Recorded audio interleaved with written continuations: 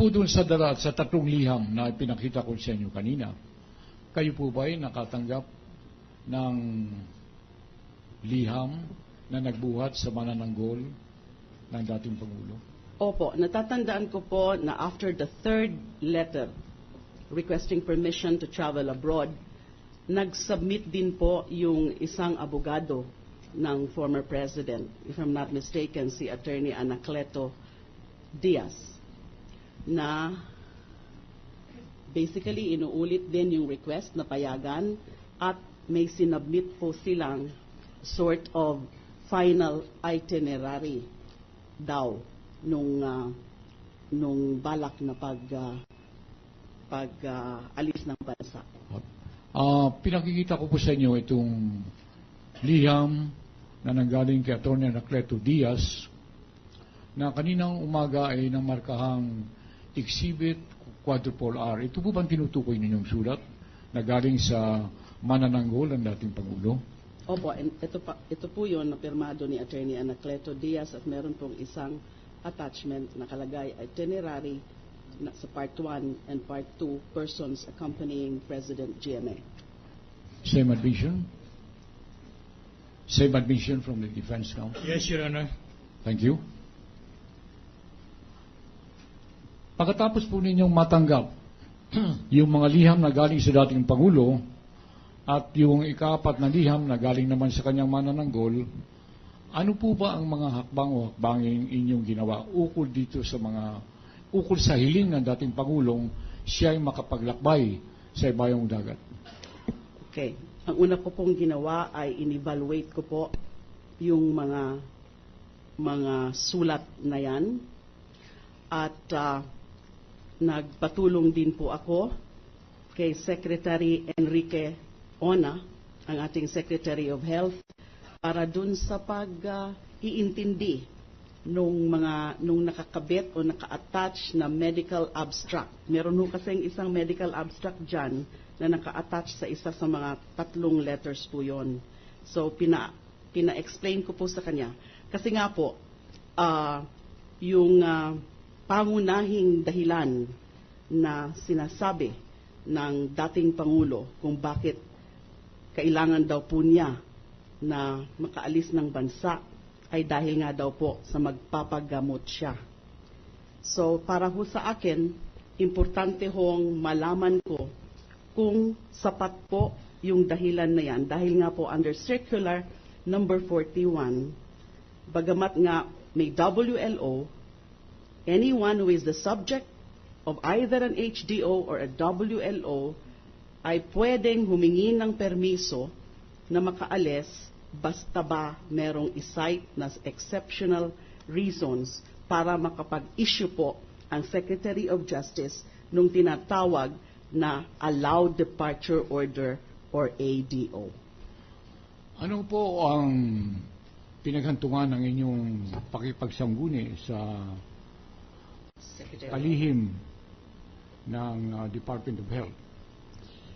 Okay, ang kanya pong pananaw, ang kanya pong opinion, and we can say that he's an expert kasi nga po siyang pangunahing government physician. Ang sabi niya po, base dun sa medical abstract sa pagkakadescribe at saka binisita rin niya po yun si former President GMA sa kanyang tahanan sa Libis. Ang kanyang opinion is that hindi po life-threatening yung kondisyon ng dating Pangulo at wala rin pong medical necessity na kung anuman ang pangangailangan ng dating Pangulo ukol sa kanyang kalusugan, yung kanyang complaint, nagpa-opera ho kasi siya sa months ago, ay pwede daw hong matugunan dito sa ating bansa ng ating mga local doctors. At this juncture, Your Honor, may please the Court, Your Honor. Yes. I understand that this matter is being dealt with now in the examination of the Honorable Secretary of Justice are matters pending before the Supreme Court on exactly the same issue, validity and or authority of the Secretary to issue this whole departure order. I am worried that there may be a conflict of findings and conclusions between this court and the Supreme Court, Your Honor. But if this court so desires, then I'll just abide, Your Honor. Let us allow the Secretary to recite the facts for the consideration of this court. Thank you then, Your Honor. We are aware that there's a pending case. Yes, Your Honor. And we have no assurance that the stand or the position of the Honorable Secretary will be reversed or will be sustained by the Honorable Supreme Court. That's my only worry, Your Honor. Yes. Because in the event... We will know the jurisdictional issues involved. Thank you then, Your Honor. Because in the event that there will be a pronouncement on the part of the Supreme Court that the authority in the issuance of the hold order is not valid, and this court may do otherwise, there will be a conflict of pronouncements, Your Honor. That is my apprehension, Your Honor, which I am now placing upon the table of this honorable court, Your Honor. We Mr. President. are well aware about the allegations in the impeachment articles of impeachment, and I think the members of this court are very intelligent enough to distinguish between the jurisdiction of this court and the jurisdiction of the Judicial Department of Government. Thank you then, Your Honor. May I proceed, Mr. President? Bukod po doon sa inyong pakipagsangguni sa kalihim ng kalusugan o Secretary of Health, sa inyong mga kabanging ginawa, tugon doon sa hiling ng dating Pangulo, meron pa po ba kayong ibang isinagawa? Kasi nga po, dahil kailangan kong ma-determine kung merong exceptional reason para payagan yung dating Pangulo na makaalis, kailangan ko pong masiguro lahat. Masiguro yung mga nakasabing ang rason at masiguro na hindi siya magiging flight risk.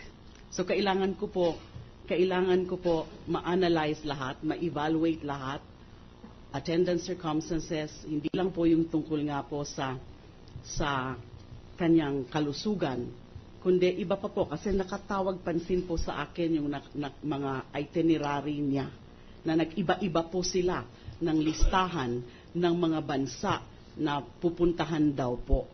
So kailangan ko rin pong i-evaluate yun na bakit ganun, ipa-iba-iba yung kanilang itinerary. Ano po ang naging resulta ng inyong evaluation tungkol dun sa itineraryong ipinisinta na dating Pangulo? Nakita ko po na hindi naman lahat po yung una nilang mga linagay na bansa ay hindi naman dahil sa magpapagamot daw po yung dating Pangulo. Meron ho kasama doon, like for example, yung sa New York, USA, tsaka sa Geneva, Switzerland, na ang nakalagay na rason, at ito po ay nakita ko na lang doon sa travel authority po na naka-attach galing sa House of Representatives. Kasi hindi ho yun linagay sa mga sulat ng dating Pangulo. Katulad po yung nasa New York ay mag-a-attend daw po ng komperensya, yung Clinton Global Initiative meeting, at yung sa Munich, sa Geneva naman po ay tungkol naman sa komperensya on the abolition of death penalty. So iniisip ko, kung ito ay kung ang kanyang paglabas o ang kanyang pagpunta sa ibang bansa ay para makakuha yung nakasabi kasi the best medical treatment abroad, she would want allegedly to seek best medical treatment abroad. Bakit ho kasama sa kanyang mga paiba-ibang mga itinerary yung mga ganyang events or purposes? Bukod po riyan, meron pa po ba kayong na tuklasan o anumang nakarating sa inyong kaalaman ng ukol sa inyong pagsisiyasat bagay dito sa kanyang hiling na makapaglakbay? Sa totoo lang po, nagduda ho ako dun sa tunay na dahilan kung bakit gustong umalis ng bansa. So bukod nga doon ang pananaw ko po sa aking analysis ay ginagawa lang din.